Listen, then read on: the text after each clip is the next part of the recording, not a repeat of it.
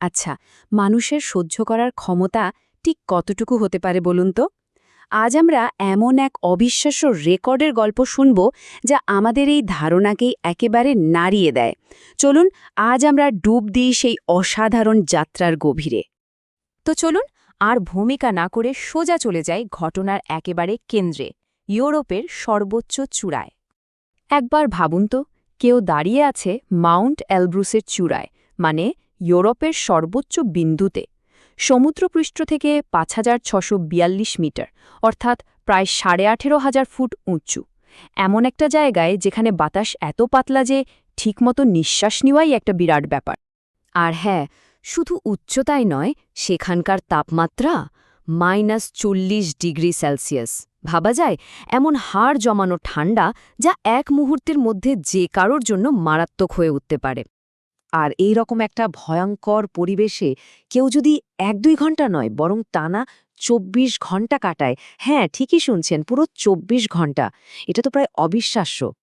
তো প্রশ্নটা এখানেই, কিভাবে একজন মানুষ একা কোনো রকম অক্সিজেন সাপোর্ট ছাড়া এই রকম একটা চরম পরিবেশে টিকে থাকতে পারে? এর পেছনে আসল গল্পটা কি? তো চলুন পরিচয় করা যাক এই অসামান্য কীর্তির পেছনের মানুষটার সাথে।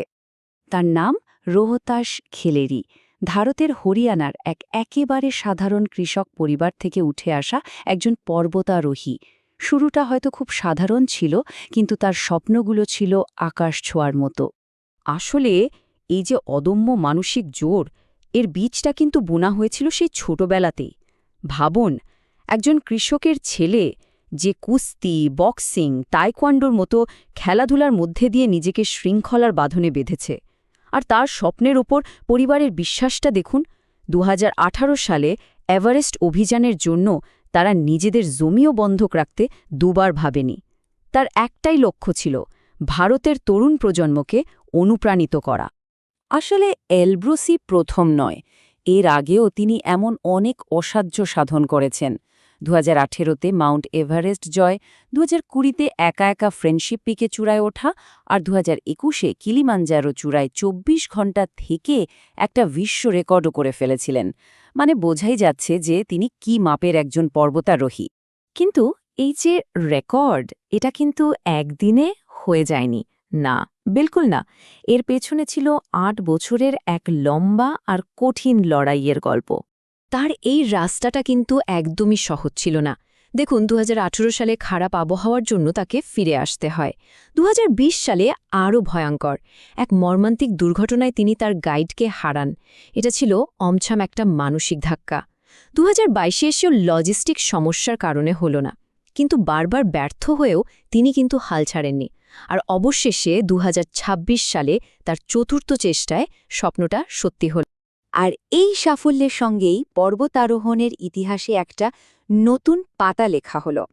২১শে জানুয়ারি ২০২৬, এই তারিখটা কিন্তু মনে রাখার মতো। কিন্তু কেন এই রেকর্ডটা এত স্পেশাল? দেখুন, এর পেছনে ৩টে বড় কারণ আছে। প্রথমত, কোনো বাড়তি অক্সিজেন সাপোর্ট ছিল না। ওই উচ্চতায় এটা প্রায় অসম্ভব একটা ব্যাপার।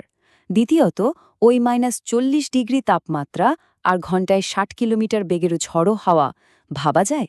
আর সবশেষে, তিনিই প্রথম মানুষ যিনি এলব্রুসের চূড়ায় টানা ২৪ ঘণ্টা কাটিয়েছেন। তবে এত বড় একটা অর্জনের পেছনে কিন্তু একটা বিশাল ত্যাগের গল্পও আছে।